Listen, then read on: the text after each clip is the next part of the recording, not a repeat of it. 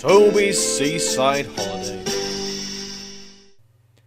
The Fat Controller first met Toby and Henrietta a long time ago, when he was on holiday in East Anglia. Later, when their line was closed, the Fat Controller heard about it and brought them to Sodor. Before that, Toby had worked at a harbour with several of his brothers.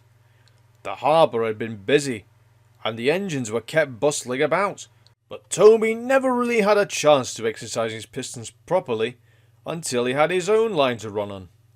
One day, Toby was resting alone in the shed at Farquhar.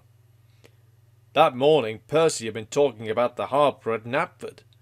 Toby remembered the old days when he had worked at a harbour too. "I'm too old now to dash about like I did then," he thought.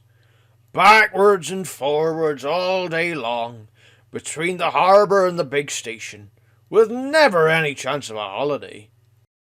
But I did go to the seaside once," he remembered.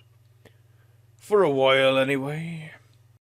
His driver and fireman had been so excited when they came to work one day. "We've been promised a trip to the seaside," they said. "What do you mean?" asked Toby. "There's a seaside village near here," explained the driver, "where they have a festival each year. Lots of people come to it, and one of the organisers thinks it would be a good idea to have a display of engines at the station as an extra attraction. And you, Toby, are to be one of them." Toby went to the shed at the big station. He was given new paint, a new bell, and his brasswork was polished until his driver could see himself in it. "You haven't looked so smart for years," he said. "I nearly didn't recognise you." They set out for the junction where the branch line to the village began. As they arrived, a train came in from the branch. The engine was younger than Toby, but he was dirty, his rods clanked, and steam leaked from everywhere. "The poor engine," said Toby. "Could I help pull his train to the seaside, please?" The station master agreed, so Toby was coupled in front. "Festival time is the best time of the year," the other engine said. "Lots of extra trains and visitors. I expect you'll be able to stand in the long carriage siding." They soon reached the seaside station, where the station master came out to meet them. He was surprised to see Toby. He stared, frowned, and went away shaking his head. Next day, Toby was excited. He woke early and saw the sea sparkling in the distance. White birds wheeled and swooped overhead, making loud mewing noises. "I wonder what they are," thought Toby.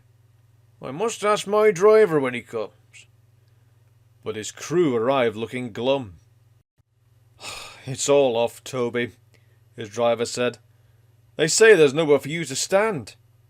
"But what's wrong with where I am?" wailed Toby. "I'm not in anyone's way here." "It's just an excuse, I reckon," said Toby's driver, lowering his voice. "The real trouble is you're too smart, Toby. They're afraid you'll show their branch line up." Just then, a door banged. Toby jumped. "Wake up, Toby," smiled his driver. "Time to get back to work." Toby sighed as he moved from the shed.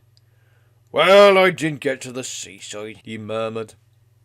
"Even if it wasn't for long.